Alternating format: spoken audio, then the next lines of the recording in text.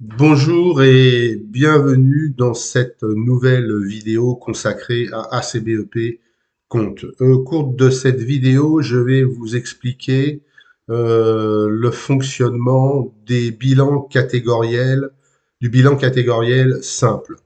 Avant toute chose, je vais faire un petit aparté concernant les statistiques. Par exemple, dans les bilans catégoriels personnels, si je sélectionne un bilan mensuel, vous vous souvenez, nous l'avons fait avec la TVA d'ailleurs, et je vous avais pas parlé dans les enfin plutôt du bouton acheter, du bouton statistique. Si je clique sur le bouton statistique, ça s'affiche sous la forme d'un histogramme où vous revoyez donc les différentes dépenses et les différents revenus. Voilà. Donc c'est typiquement, vous voyez le solde précédent ici, plus les salaires, par exemple, hein, avec comment dire, le pourcentage exact, parce que parfois ça dépasse d'ailleurs les 60%, et moi je me suis arrêté à 60% pour que le tableau des statistiques tienne à l'écran. Voilà, c'était juste une aparté, voilà. Donc je vais quitter le bilan mensuel et je vais revenir au sujet de cette vidéo, c'est-à-dire le bilan catégoriel simple. Donc vous avez vu dans le menu bilan, vous avez sous-menu bilan catégoriel et deux autres sous-menus qui sont le bilan catégoriel simple et comparé. Donc le comparé, nous le verrons lors d'une prochaine vidéo. Le simple. Donc, dans le bilan catégoriel simple, qui est toujours associé au compte courant, hein, donc là, c'est Toto, nous pouvons faire des bilans catégoriels sur le tiers ou la catégorie. Alors, bien entendu, les bilans catégoriels ne sont intéressants qu'à partir du moment où vous avez créé beaucoup d'opérations et sur une période longue. Au minimum 6 mois. Sinon, ça n'a pas évidemment beaucoup d'intérêt puisque nous allons calculer des moyennes, nous allons calculer des dépenses, etc., etc. Par exemple, donc là, en l'occurrence, c'est trop court hein, pour avoir quelque chose de significatif. Je vais sélectionner un tiers, par exemple, que je vais appeler Centre Leclerc, vous voyez, et je vais le considérer comme date depuis le 1er janvier 2025 jusqu'au 24 mars 2025, c'est la date du jour. Hein.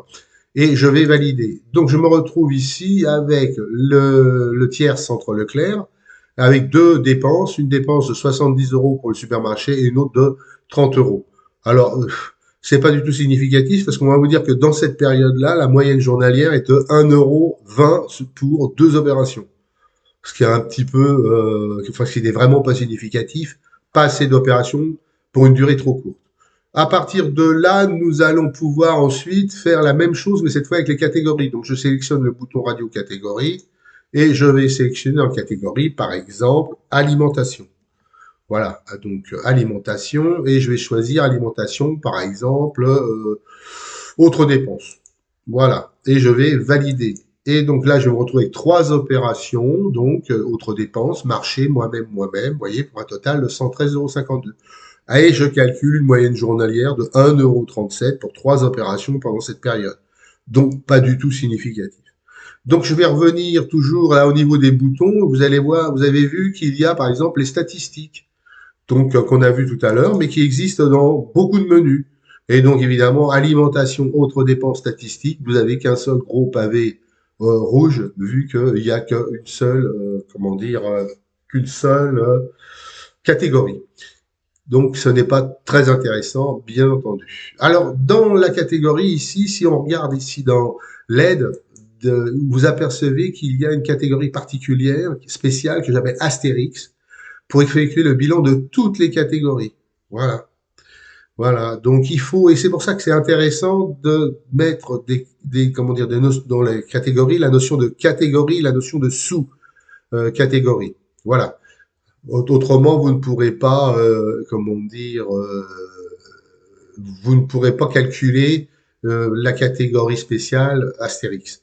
Donc, je vais le faire. Hein, donc, je vais marquer ici Astérix, puisque moi, toutes les règles ont été respectées au niveau de la configuration des catégories, et je vais valider.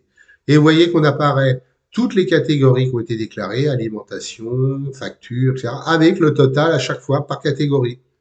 Donc c'est quand même intéressant parce que vous voyez que par exemple l'habillement, j'ai dépensé 383,20 €. Voilà, dans cette catégorie-là. L'alimentation, 531,97. Enfin, vous voyez, au niveau des salaires, par exemple, je vois que j'ai 5159,72 € du 1er janvier au 24 mars. Donc, c'est quand même intéressant. Je vais donc faire... Alors là, vous pouvez faire des statistiques beaucoup plus intéressantes, puisque là, il y a beaucoup de catégories. Donc, on voit que pour chacune de ces catégories, il y a des choses en plus, hein, qu'autres, par exemple, les revenus, les salaires, puis toutes les dépenses qui sont en dessous. Voilà. Donc, je vais quitter. Et puis, j'en profite peut-être aussi pour vous montrer que, quel que soit, disons, l'endroit où on se situe, on a la possibilité de visualiser dans un fichier HTML ce qui est à l'écran, et donc la possibilité, si on veut, de l'imprimer. Donc, ça peut être intéressant. Ou de le sauvegarder. Si je fais HTML, voilà, donc j'arrive dans mon navigateur et on retrouve dans le navigateur le résultat du bilan catégoriel. Voilà. Et donc, avec chacune des catégories. Et donc, à partir de là, dans mon menu, je peux très bien l'imprimer, enfin, le sauvegarder, faire ce que je veux avec.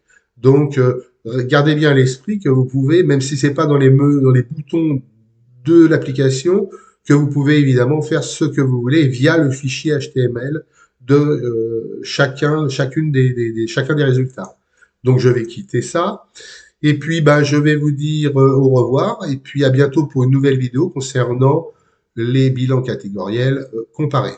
Au revoir.